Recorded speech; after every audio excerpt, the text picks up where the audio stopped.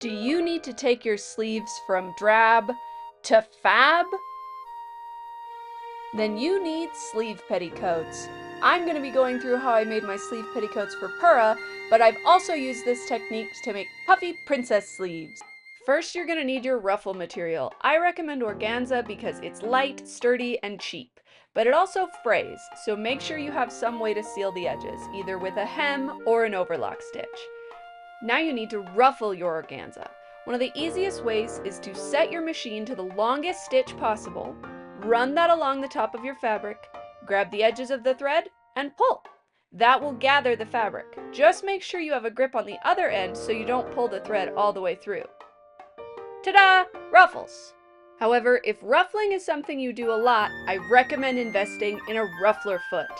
What this foot does is it makes tiny pleats in the fabric as it sews, so it creates uniform-sized ruffles as you go. No need to gather after the fact. This is a major time saver. But ruffler foots can be pretty expensive, so the old gather method works just as well. Now that you've got your gathers, we can get started. You'll want to cut out the lining of your sleeve, and then I recommend applying an iron-on stabilizer to the back to make sure that we don't accidentally stretch or distort the lining as we go.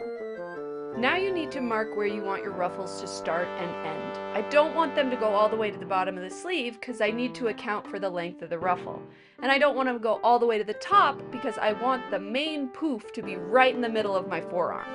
You want to apply your ruffles from the bottom to the top so that you don't have to worry about moving the last ruffle you sewed out of the way as you sew the next one. Now it's just time to start pinning them down and sewing them on. And you're going to pin it down and sew it on. Pin it down and sew it on as many times as you need to get the size and poof that you want. When you're happy with your poof, it's now time to remove that stabilizer, which can be pretty boring to watch, so transition! Now you probably don't want this stitching and maybe some bits of stabilizer against your arm, so now you're going to want to cut out another sleeve lining out of the same material or a lining material. I'm going to pin that fabric up against my original fabric and just stitch along the edge to flatline them, making them one fabric and now covering up those stitches. With that done, I'm now ready to sew the sleeve seam. And here it is, ready to be applied as any other sleeve lining. But now, instead of loose floppy sleeves, you'll have gravity-defying sleeves that you're ready to show off to the world.